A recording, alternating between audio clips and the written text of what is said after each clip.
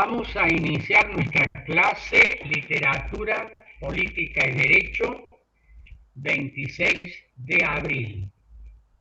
Muy buenos días a todos y ya estamos grabando para que la clase pueda ponérsela en YouTube y servir a los alumnos que no han podido asistir.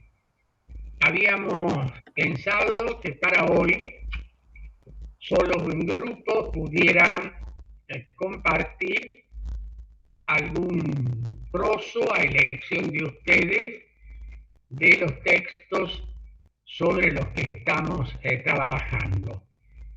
Santiago, querrías comenzar vos con un fragmento de Yo el Supremo de Roa Bastos, ¿no? Sí, le leo el fragmento.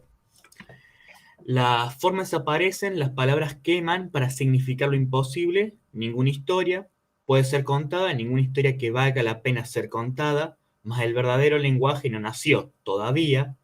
Los animales se comunican entre ellos sin palabras mejor que nosotros, ufanos de haberlas. Inventado con la materia prima de lo quimero, sin fundamento, ninguna relación con la vida. ¿Sabes tú, Patiño, qué es la vida, qué es la muerte? No, no lo sabes, no lo sabe nadie, no se ha sabido nunca. Si la vida es lo que se vive o lo que se muere. No sabrá jamás, además será inútil saberlo. El fragmento que seleccioné apunta principalmente a esta tendencia que tiene el doctor Francia, que es justamente este dictador ubicado en el Paraguay, de esa tendencia supremacista que tiene de a todos considerarlos seres inferiores, seres que no comprenden su lenguaje, que no comprenden la literatura y no comprenden, por lo tanto, las órdenes y lo que él ha realizado en pos y en favor del Paraguay. Es más, él hace esta analogía entre los seres humanos y los animales, en el sentido que los animales, sin haber utilizado justamente el lenguaje verbal, se entienden mucho mejor entre ellos que los propios hombres. También destacamos que en el momento en el cual se está realizando este diálogo, se ha emitido una amenaza justamente contra el doctor Francia en particular y ya está en la cúspide, mejor dicho, la cúspide, está ahí en los albores finales de su mandato.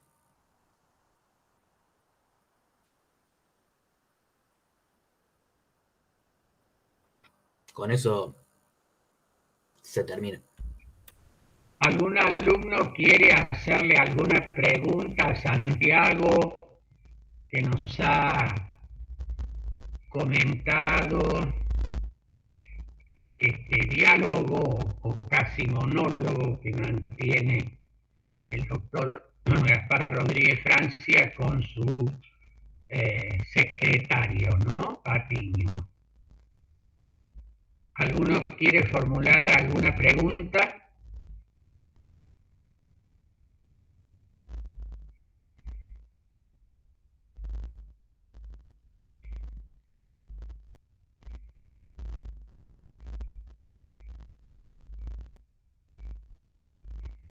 Tu impresión personal, Santiago, luego de haber leído o estar leyendo, no sé si has terminado el texto, tu impresión, ¿cuál es? Sobre toda la obra.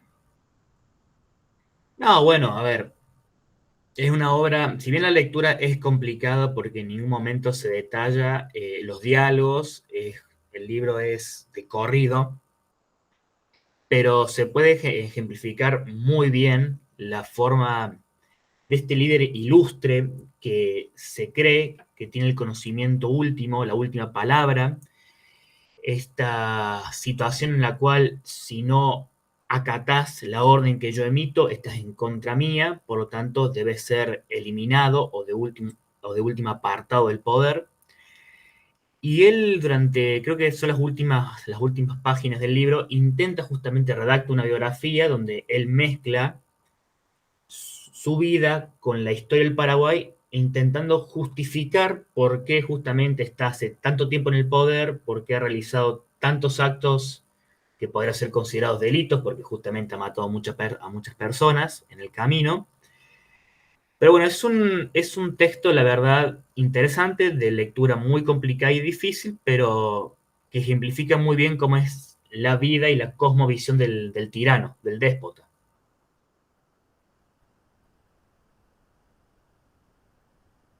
Gracias, Santiago. Ludmila decía que, bueno, iban a hacer algo, pero estaría usted, Ludmila, en condiciones de hacer algún comentario sobre lo que ha podido leer de Vargas Llosa. Sí, yo había destacado dos diálogos que me parecían interesantes y que reflejaban un poco todo lo que había ocurrido en base a lo que habíamos visto del poder y de la tiranía. Que bueno, se puede destacar eso a todo lo largo de la novela y, y concluyendo más que todo a qué hacía alusión el nombre, ¿no?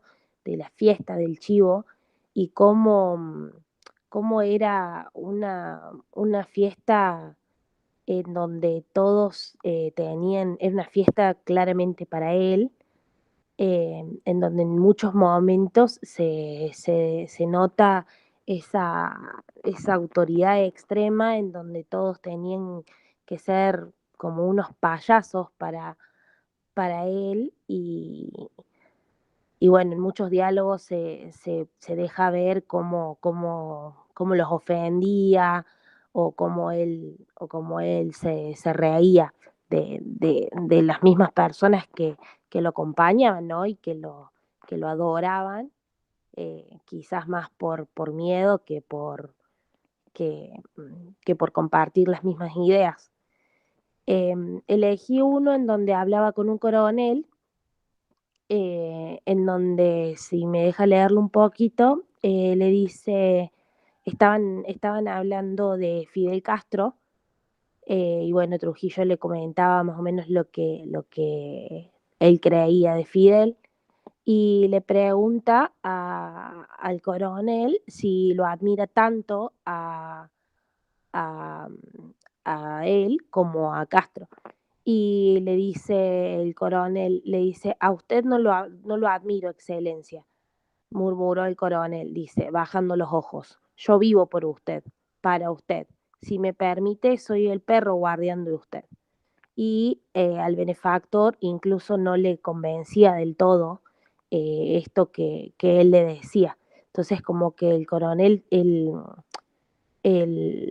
Trujillo como que estaba todo el tiempo a expectativas de ver también quién estaba en contra de él o poniendo a prueba a cada uno de los que lo rodeaban por ese miedo a, a que le a que sean como infieles.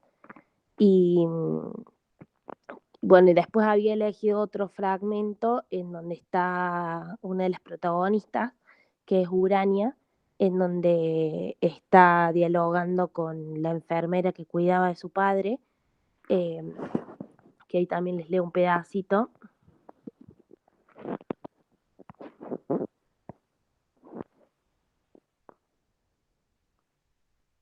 que le dice, le consulta ella a la enfermera, le dice, ¿se acuerda usted de Trujillo?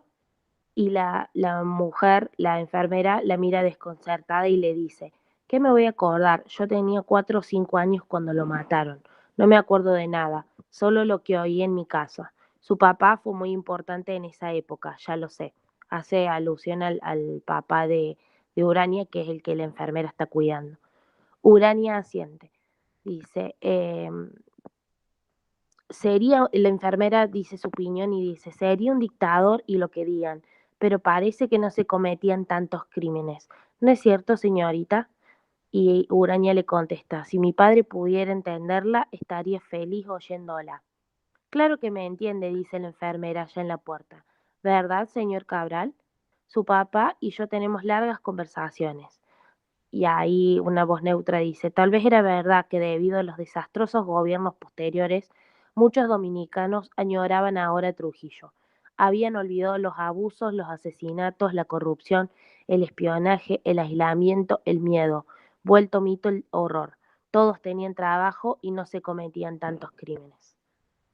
Bueno, y esto también me parecía importante en relación a cómo suele pasar, que incluso lo comparé con Argentina, en donde mucha gente después de pasar el horror de las desapariciones que tuvimos en nuestro país, algunos añoraban la vuelta de los militares como, como el orden y se olvidaban de todo lo malo que eso trajo. Y bueno, también para concluir, o sea, es difícil analizarla bien si no todos la han leído, pero la verdad me parece una novela justa para analizar todo el poder porque este, este hombre Trujillo realmente estaba enfermo de poder y bueno, él decía que la única forma de que lo saquen era muerto y bueno, así fue. em, pero me parece el ejemplo más claro que ya ni siquiera le importaba a la gente que lo rodeaba.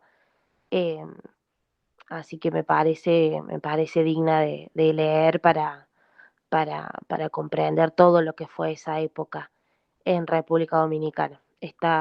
Tiene muchos, muchos ejemplos para poder analizar. Muchas gracias, Ludmila. ¿Alguien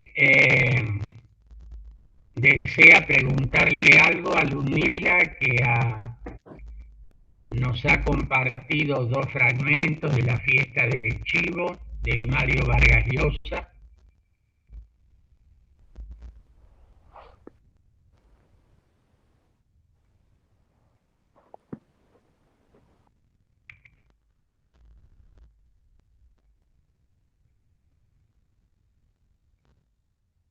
Bien, pasamos a otros. Pregunto, Mariana, Leandro, Guadalupe, Virginia, Macarena o Santiago Nicolás. ¿Alguno de ustedes ha podido avanzar en alguna lectura? Profe, yo leí Verdad y Política de Hannah Arendt, que la clase pasada había comentado algo de eso. Lo que hice fue marcar como algunas partes que estaban importantes, digamos, para leer, para entender más o menos la idea a la que iba la autora. Escuchamos, Virginia. Bueno, yo marqué en la primera página, apenas comienza, que nos dice que siempre se vio a la mentira como una herramienta necesaria y justificable, no solo para la actividad de los políticos y los demagogos, sino también para la del hombre del Estado. O sea, hay que tener en cuenta que en este texto, digamos, lo que se busca es mostrar cómo la verdad se va a ir utilizando a favor de los políticos y va a dejar de ser una verdad, por así decirlo, fáctica, porque se va a utilizar siempre en favor de los intereses de quien está en el poder. Después nos dice también que es importante, digamos, el descubrir el daño que puede hacerle el poder político a la verdad, en base a esto justamente de que siempre se va a ir modificando según los intereses de cada uno de los que gobierne. Después nos dice que el desplazamiento desde la verdad racional hacia la opinión implica un paso del hombre en singular hacia los hombres en plural, lo que a su vez implica un cambio desde un campo en el que nada cuenta excepto el razonamiento sólido de una mente, hacia un ámbito donde la fuerza de la opinión se determina por la confianza individual en el número de los que tienen las mismas opiniones. Hablando justamente en el ámbito político, ¿no? de los grupos políticos que por ahí tienen más peso socialmente y que pueden generar en sí un movimiento, digamos, ya sea de apoyo o de oposición contra los demás partidos. Después nos habla de que La verdad, de hecho, siempre está relacionada con otras personas y va a referirse a acontecimientos y circunstancias en las que muchas de esas personas están implicadas.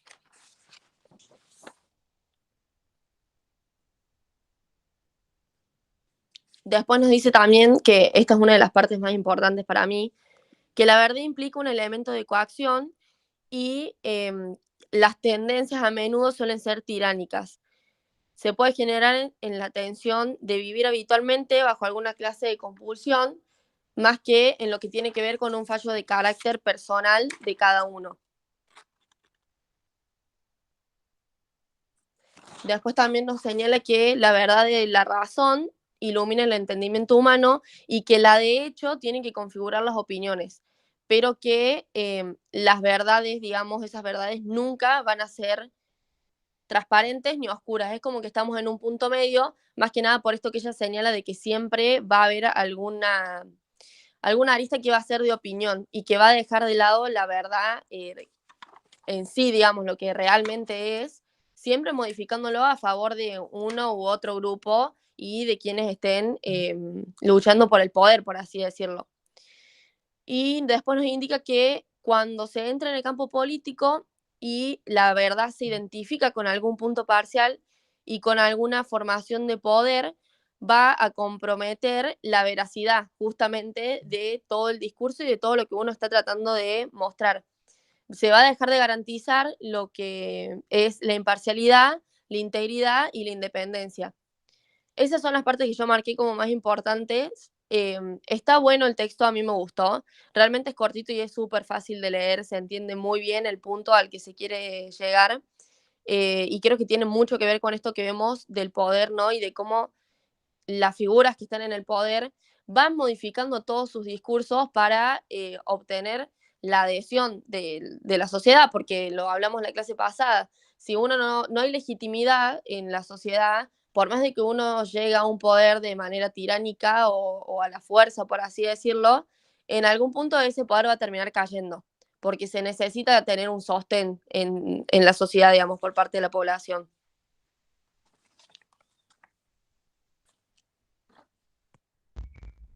¿Qué te ha permitido a vos, Virginia, la lectura de este texto de Hannah Arendt? ¿Qué te ha hecho ver que tal vez antes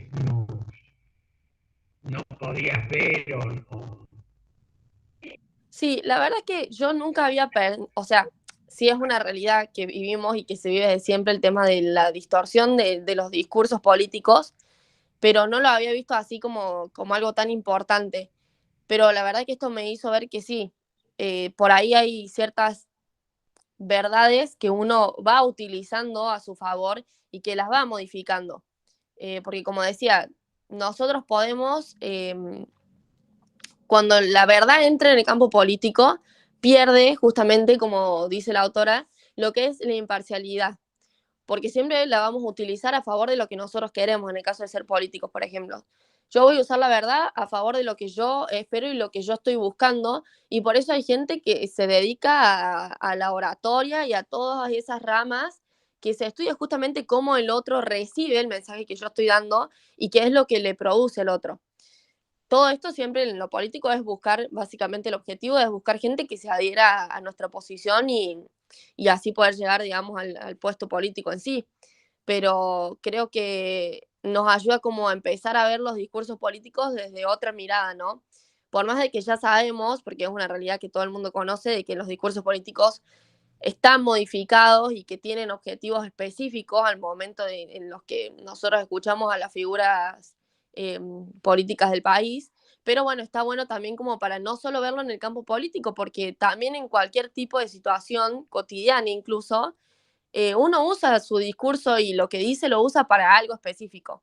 Nadie dice algo sin un objetivo, ¿me explico? O sea, todo el mundo está buscando algo al momento de expresar un mensaje. En este caso ella habla de la verdad en lo político porque, bueno, justamente se llama verdad y política el texto. Pero está bueno como el poder verlo y entenderlo y llevarlo a todos los ámbitos y no solo a lo estrictamente político.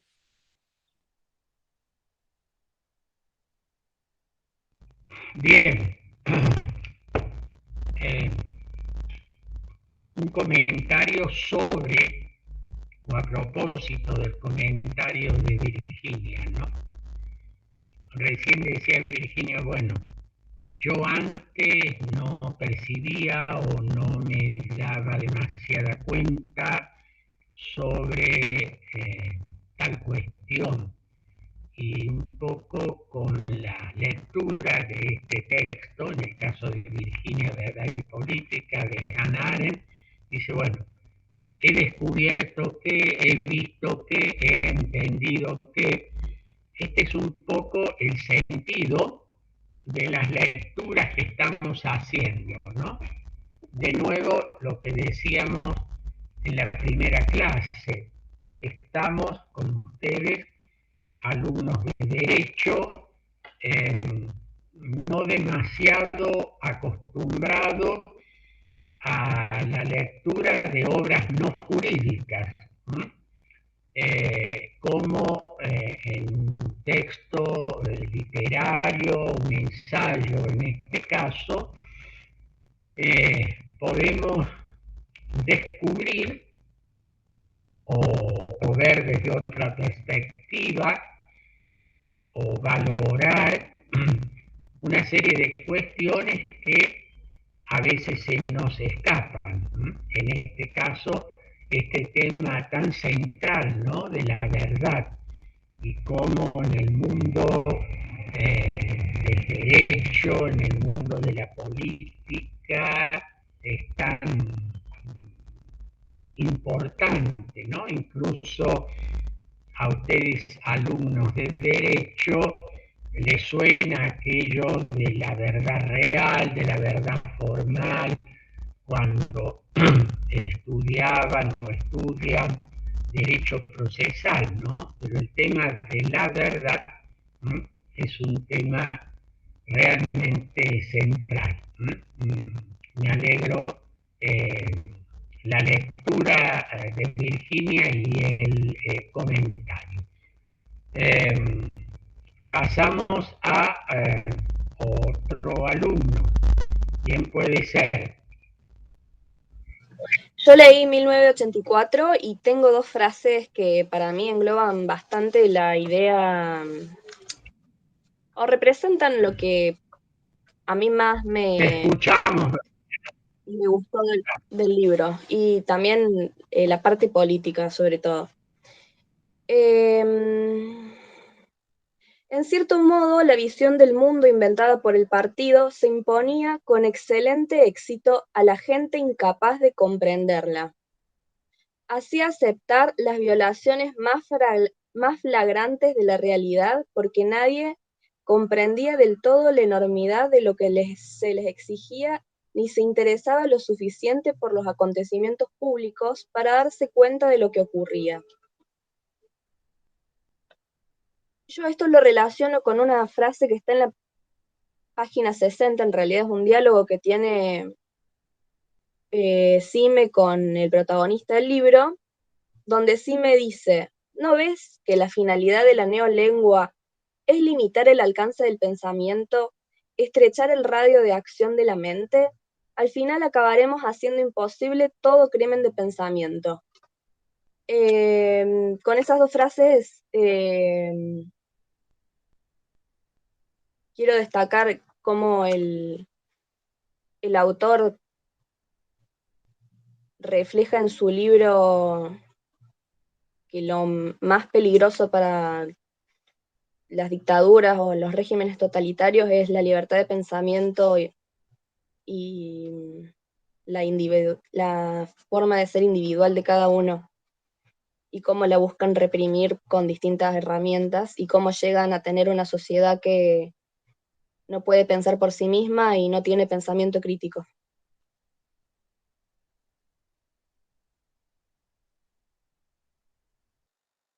¿Y vos qué piensas de eso, Mariana?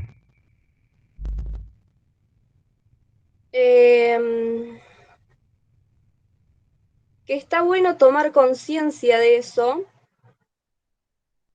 porque actualmente no hay mucha gente que tenga conciencia política o que se ponga a reflexionar de determinados manejos sociales. Entonces me parece algo que habría que empezar a practicar. No, a veces el pensamiento crítico es dejado un poco de lado porque es como que uno vive el día a día sin ponerse a pensar un poco qué está haciendo, por qué actúa como actúa, o si hay algo que lo influencia y uno no se da cuenta. Eso me pareció destacable. Eh, a ver, esto último no entendía, Mariana, ¿qué decía? No, que me parece bueno cómo el libro lo hace pensar a uno lo importante que es el pensamiento crítico. El hecho de cómo la reflexión es muy importante para cuestionar las decisiones que se toman en los sistemas políticos.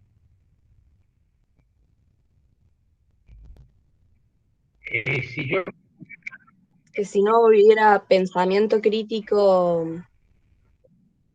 un gobierno podría tomar un montón de decisiones que eh, no, no pueden hacerle tanto bien como mal a la sociedad. Y que no habría nadie que se opusiera porque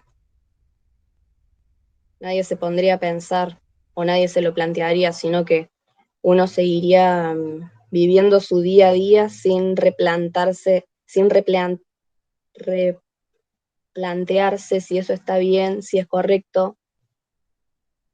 Y bueno, eso. Mariana, si yo te preguntara, en el caso de esta lectura, ¿vos no conocías antes este libro o lo habías leído ya? No, yo no lo había leído, pero siempre lo veía en la biblioteca de mi casa y siempre tuve ganas de leerlo y nunca me había hecho el espacio para leerlo tranquila. Así que es la primera vez que lo leo. Y la pregunta, después de la lectura de este libro, ¿m? ¿Qué cosas crees vos que han cambiado en tu manera de ver o de pensar?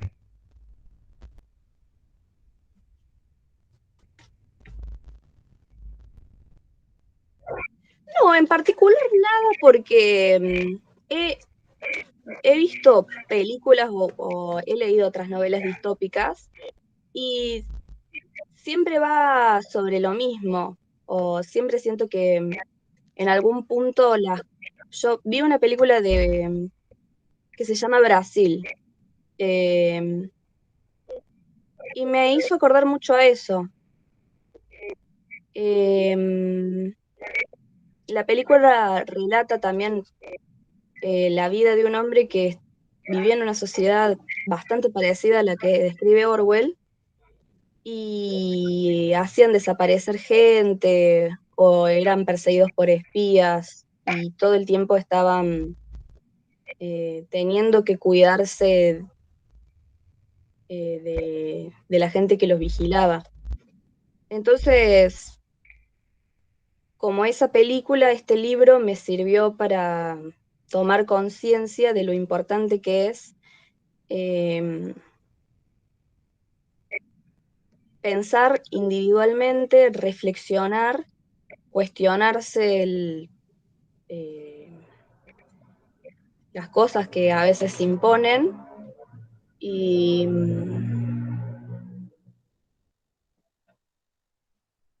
y nada más. Eso. Bueno, gracias, Mariana. Eh, ¿Con quién continuamos?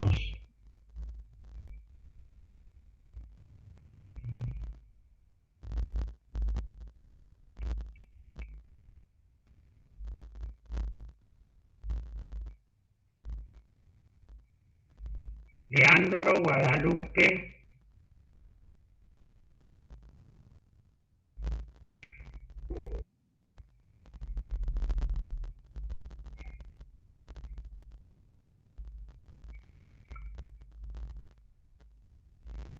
A Guadalupe me dice que está leyendo El hijo del siglo.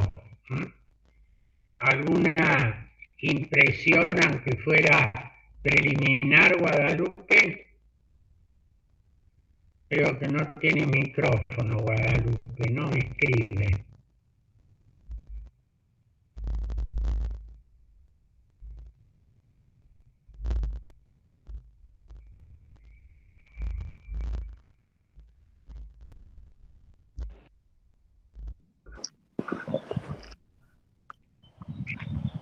No tiene micrófono, Guadalupe. Bueno, Leandro, ¿qué has podido leer? Profe, yo terminé el libro en 1984 y decidí más o menos como centrarme en la temática relativa a esa estructura o esa forma, y me separé un poco de la literatura sugerida y comencé a leer un libro que se llama Perestroika, que la escribió Gorbachev, que es el último líder de la Unión Soviética. No sé si quiere que realice un comentario de lo que he estado leyendo. Me parece muy bien, Leandro, e interesante la Bueno, selección. Te escuchamos. claro, que quise seguir como un hilo continuador de la lectura de 1984 y comencé con este libro que básicamente lo que hace es relatar los últimos días de la Unión Soviética, pero además cómo se conformaba la estructura, cómo se ejercía el poder, cómo era la cuestión económica.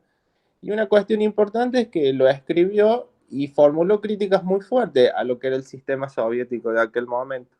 Eh, en todo sentido, digamos, porque que comienza con una crítica al sistema económico, en donde señala que se sometía a la población a un sistema económico en donde no interesaba que los recursos en definitiva, de la mayoría de los trabajadores se destinaran sobre todo a armamento, a inversión armamentística frente a los malos productos de consumo, a la calidad de vida que comparada con los otros países del mundo era bastante baja. Sin embargo, resaltando el beneficio que había reportado el surgimiento de la Unión Soviética. Porque si nosotros recordamos, básicamente, o sea, yo me interioricé además paralelamente a lo que él relata, desde la época zarista, ni siquiera era una monarquía absoluta, sino que el zar era dueño de las tierras hasta de las personas. Existía lo que se denominaba el régimen de las servidumbres, en donde en definitiva era una semi-esclavitud, donde estaba sometida el total de la población. Y al momento en que se produce la revolución de 1917, la mayoría de la población era una sociedad feudal. Y recordemos que ya estábamos en la Primera Guerra Mundial. Los avances tecnológicos habían sido enormes. Entonces la Unión Soviética significó en su surgimiento un salto enorme desde una sociedad feudal del 1400 a una sociedad del siglo XX, estar a la par de los avances tecnológicos de las potencias principales o las potencias centrales. Entonces, o sea, resaltando ese salto que significó, llegamos a la época de la década de fines de los 80, en donde se empieza a resquebrajar este sistema. Este sistema ya es consecuencia del periodo largo de gobierno de Leonid Brezhnev, en donde el sistema que se estableció de ejercicio del poder, además de esta descripción económica que se realizaba, es decir, que se centraba sobre todo en la industria armamentística y en cuestiones de industria pesada, y donde incurriera una mayor cantidad de mano de obra, se dejó de lado muchos aspectos importantes que mejoraban la calidad de la vida de la gente. Sin embargo, la posibilidad de variar o de modificar esa estructura económica, que es lo que intentó hacer Gorbachev en sus reformas económicas y que fracasaron, pero las intentó llevar a cabo, era en definitiva orientar la economía hacia el beneficio de la gente y no hacia el beneficio o la competencia armamentística o espacial como sucedía con Estados Unidos en aquel momento. También se critica lo que es el sistema de información que existía, porque estaba todo muy centralizado. Entonces las élites superiores, que eran el Politburó del Partido Comunista, eran los que tomaban las decisiones hacia las distintas ramas inferiores. Y en definitiva, se trataba ya en aquella época de un politburó de personas ya muy avanzadas de edad, como que ya no se adaptaban a las nuevas épocas. Y hacia abajo lo que se perdía era control, entonces encontrábamos una enorme corrupción en todas las esferas del poder, digamos. Se encontraba corrompida desde la persona que ejercía poderes políticos hasta el designado por el poder político para ejercer funciones en las fábricas o en las industrias. Entonces, ella empezó a existir, además de un resquebrajamiento de ese sistema que se había establecido en un comienzo, en el sistema de que la misma sociedad o el mismo sistema ya estaba todo contaminado desde la corrupción. Entonces, lo que se plantea son dos reformas. Una es la perestroika, que es el libro que yo estoy leyendo, y otra se denomina glasnost, que se denomina en ruso transparencia. Es decir, un sistema donde la información fuese un poco más transparente y permitiera a las personas manifestar sus disidencias dentro de un marco limitado. Recordemos que existieron distintas catástrofes en la Unión Soviética que fueron tapadas, como por ejemplo Chernobyl. O sea, Chernobyl fue una catástrofe que de la mala ingeniería o desde el abaratamiento de costos o de la necesidad de utilizar enormes cantidades de energía o de emplear una enorme cantidad de personas o brindarles trabajos a todas esas personas, porque básicamente es como un acuerdo implícito que existe entre la población y el poder político, que es vos me das por lo menos una calidad de vida tolerable y a cambio yo no cuestiono por lo menos el poder político. Entonces la información era totalmente controlada, era totalmente censurada, era centralizado el manejo de la información y donde jugaban un rol fundamental los sistemas de inteligencia, como podían ser la KGB. Entonces, con estas dos reformas que se plantea Gorbachev, uno era establecer un sistema de cambio de esta estructura económica centralizada y totalmente corrupta, centrado fundamentalmente en la producción pesada y armamentística, hacia un sistema donde la población se sintiera los beneficios del trabajo colectivo. En ese caso, en el ámbito económico, marca muchas falencias, por ejemplo, el faltante de alimentos, donde se tenía que importar trigo y otras cuestiones, cuando recordemos que la región de Rusia y Ucrania, Bielorrusia, son grandes productores agrícolas. Sin embargo, era tan ineficiente la producción que lo que generaba era que faltase alimentos y tuvieran que importar. Hasta llegó un momento, por ejemplo, nosotros en la década del 80, de la dictadura militar nuestra, se llegó a exportar trigo y entre otros cereales a la Unión Soviética. Era comprador nuestro de productos. Bueno, esa falencia fue, o esas falencias sí, en el sistema, fueron descritas por Gorbachev en su libro. Y también además de este sistema de información, es decir, la centralización, intentar ocultarle a la población los males que sufrían en definitiva, creyendo que en realidad la población no lo iba a sentir. Bueno, básicamente es eso lo que empecé a tomar de lo principal del libro y bueno, tendré que seguir como viendo cuáles son las demás propuestas que él realiza.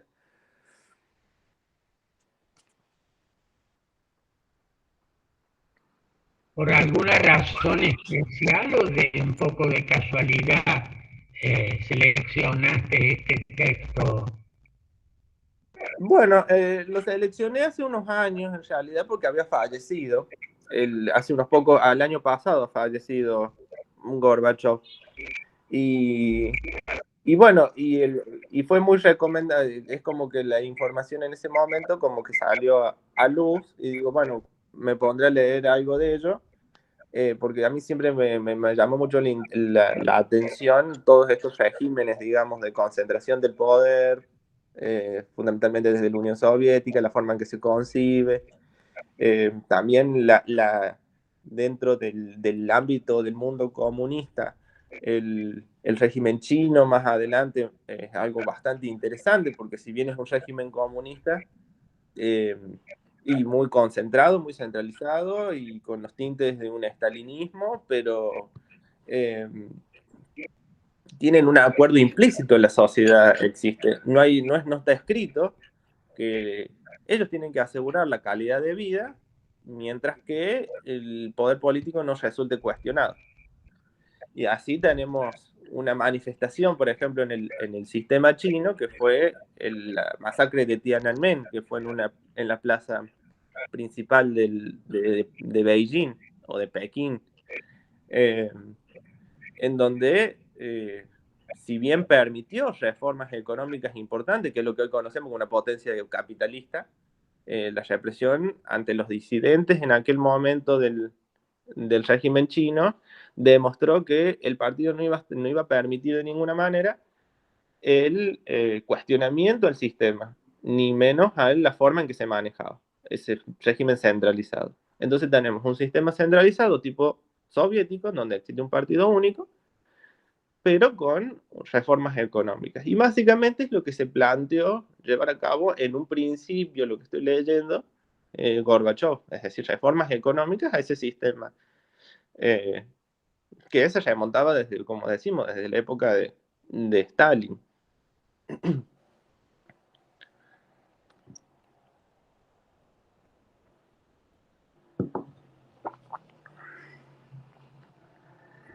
Bueno, mientras Leandro comentaba esto de la perestroika, ¿no? Durante el gobierno de Gorbachev, que termina con la Unión Soviética, recordaba, cuando vos hablabas de este sistema tan centralizado y lleno de controles que producía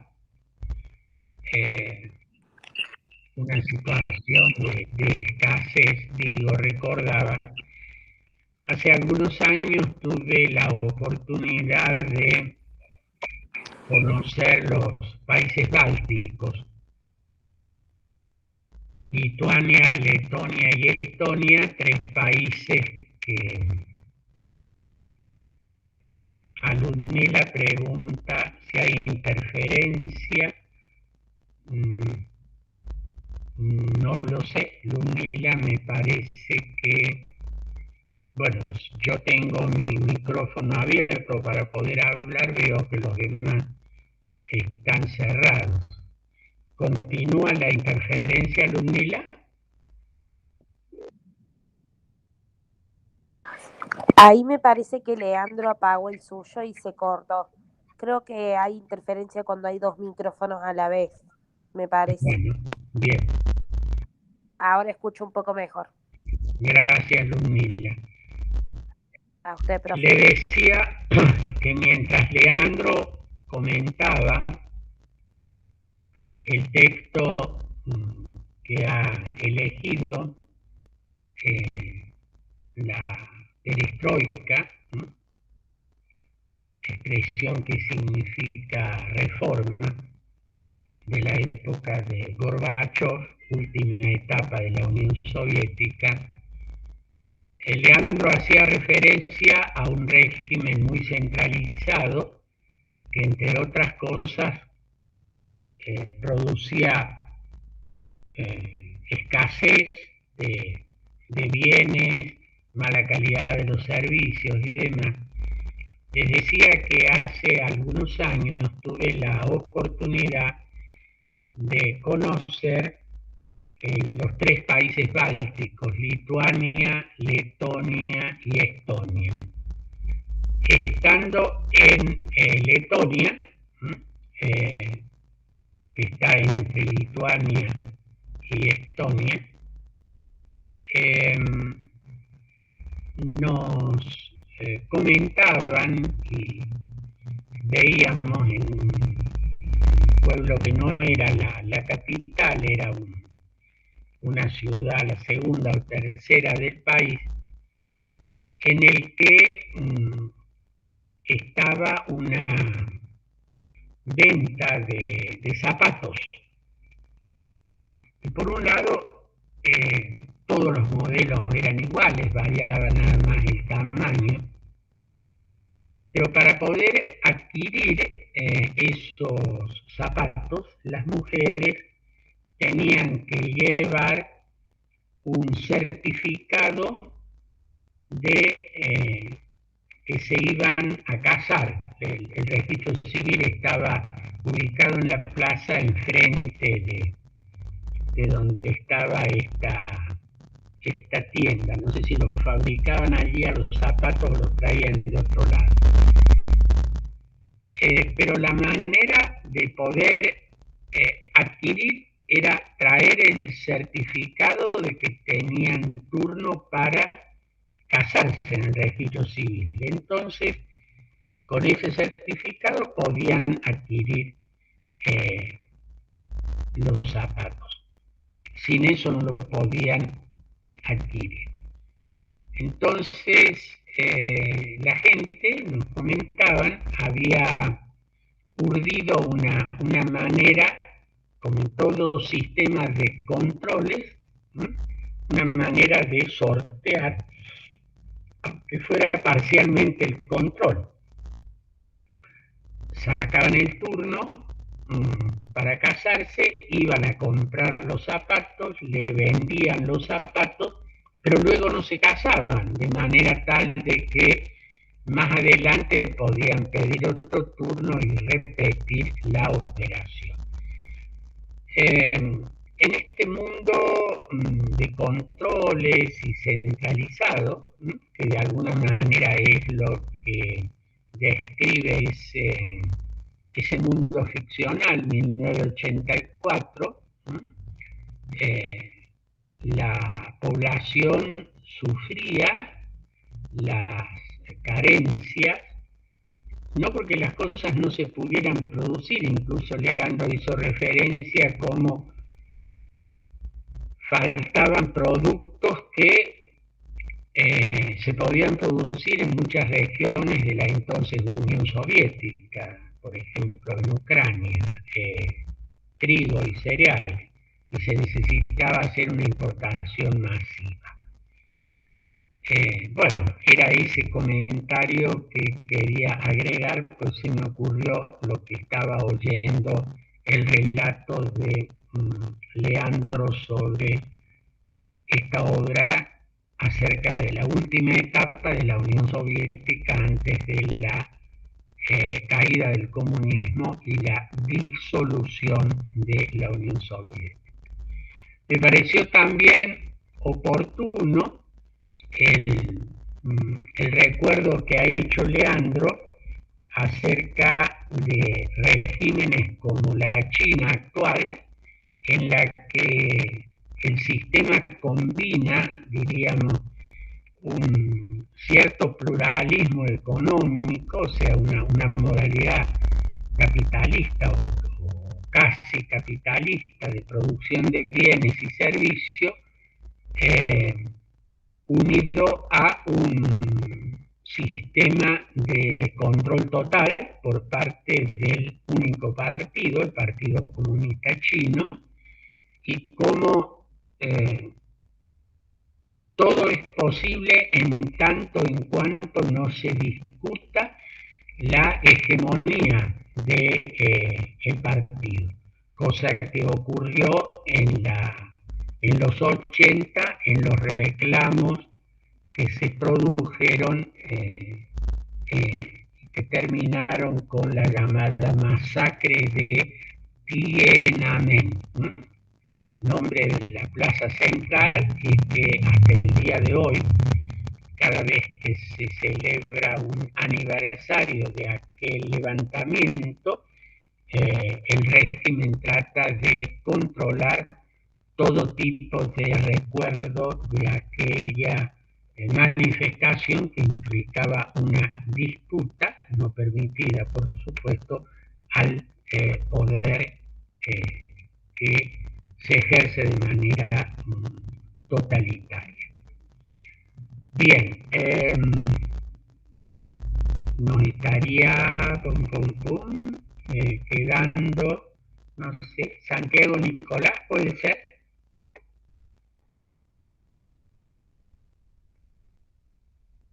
Sí, profe, yo todavía no comencé a leer un libro sobre el poder en Latinoamérica. ¿Cuál vas a leer, Santiago? Todavía no lo tengo definido. Bueno, esperemos que antes que se acabe el cuatrimestre y Latinoamérica pueda hacer la selección, Santiago. ¿Mm?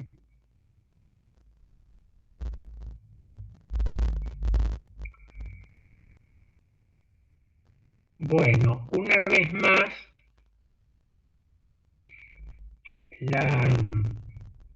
volvemos al punto inicial, ¿no?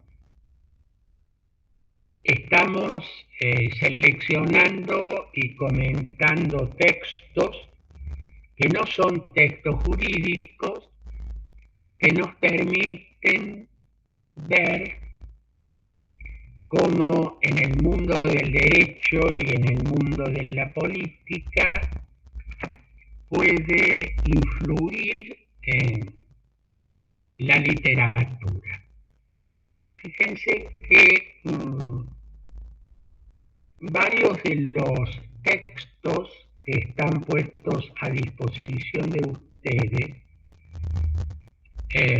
por ejemplo, el archipiélago Bula, que fue escrito por el premio Nobel Alexander Solzhenitsyn, estuvo prohibido en la Unión Soviética e incluso su autor tuvo serias dificultades de poder salir del país para recibir el premio en la Academia Sueca. Como un texto, ¿no?, puede poner en jaque a un sistema de poder que tantísimos recursos tenía, como en el caso del régimen de la Unión Soviética, ¿no? Uno podría decirse, bueno, un sistema político en el cual hay un poder concentrado, un partido único,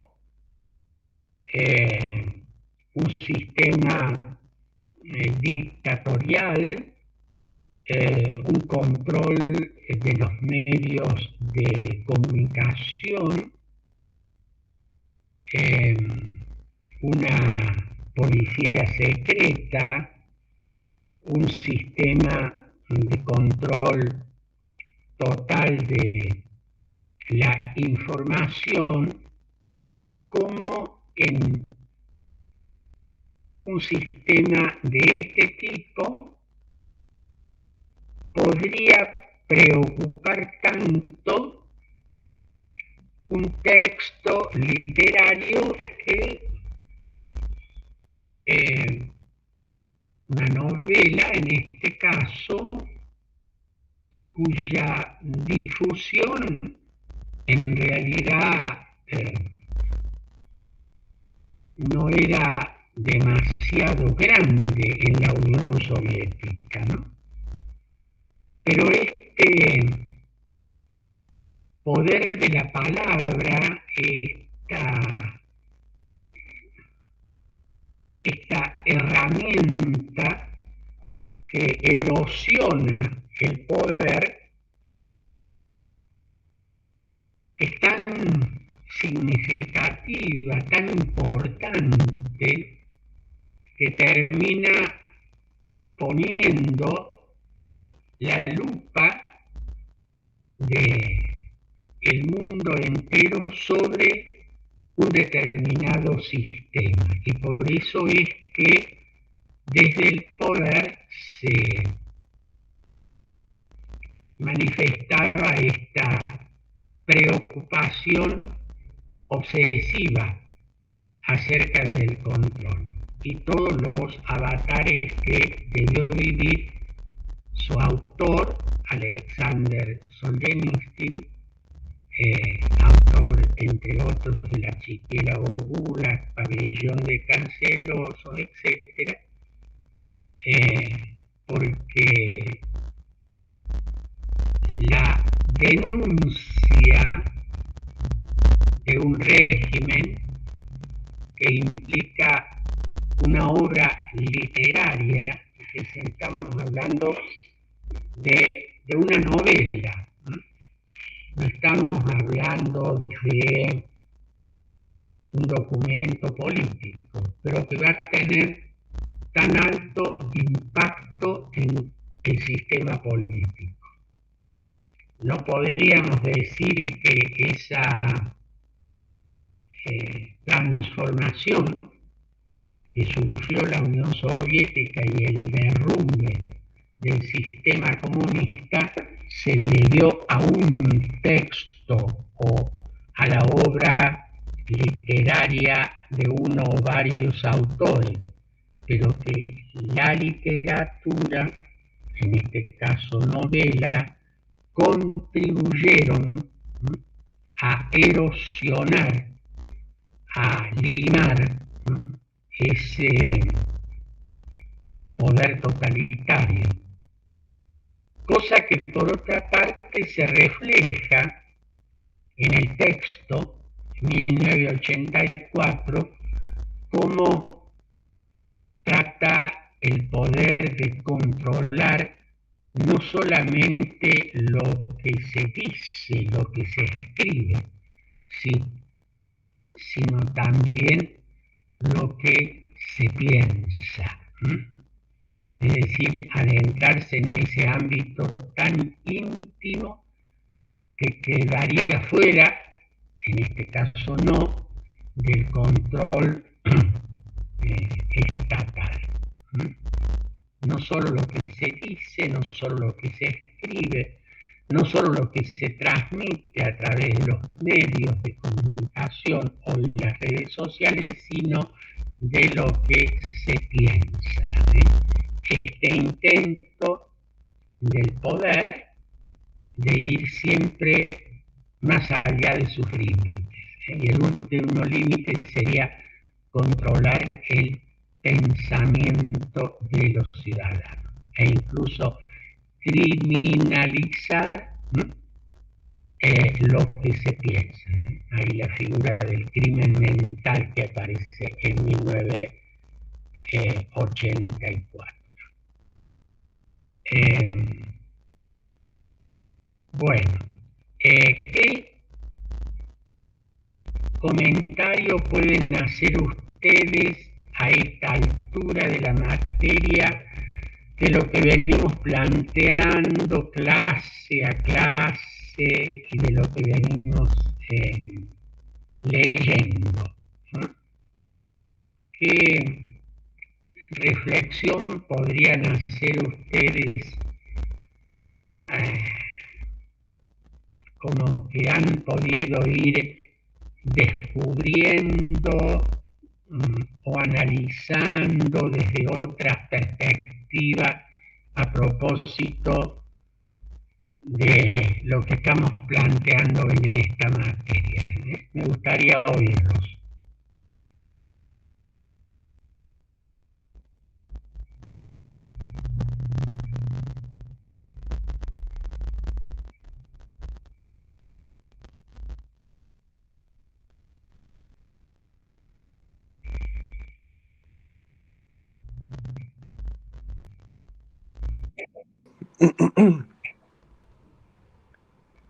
Sí, Leandro. Bien, yo a primera lo que estoy extrayendo es que si bien nosotros podemos tener como una forma filosófica de concebir al poder, muchas veces es posterior ¿cómo puedo decirlo? La reflexión que podemos realizar. Hay muchos regímenes que no son filosóficos, sino que se van creando sobre una realidad social. En el camino, como podemos llegar a decir. Por ejemplo, todo lo que es la doctrina socialista, desde Marx hasta Lenin, Trotsky, lo que fuese, eran formas de concebir el poder desde un punto de vista de personas que eran personas de alta sociedad o que podían realizar reflexiones o que le permitía la realidad realizarlo, pero que en definitiva cuando vamos a los hechos se dejan de lado y van sobre la marcha, como por ejemplo Stalin.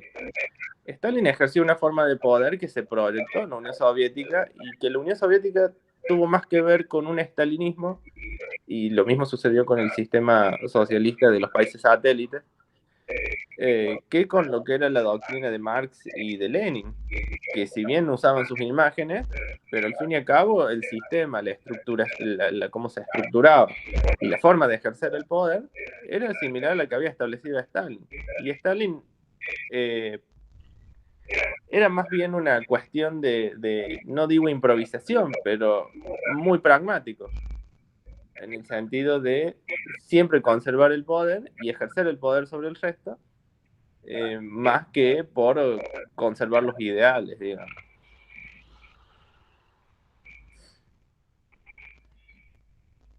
Bien, Leandro. ¿Algún otro comentario?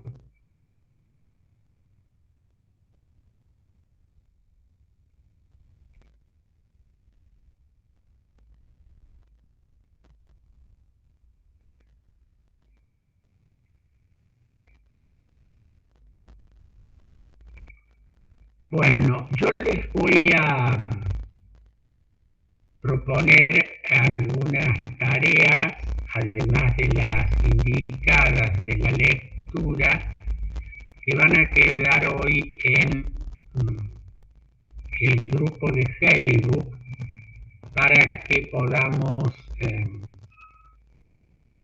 ir avanzando. Yo comprendo que están en periodo de parciales con las otras materias y que a veces el leer estos textos y demás, en algún caso resulta poco frecuente, les resulte pesado, pero yo les insisto que no se dejen venir el tiempo encima, que vayan realizando estas tareas e incluso voy a dejarles 2 o 3 películas que ustedes puedan ver y comentar y que nos puede ayudar a entender el planteo que estamos tratando de desarrollar en esta materia, literatura, política y derecho. Si no hay ninguna otra pregunta o consideración, voy a terminar la clase de hoy. ¿Hay alguna pregunta?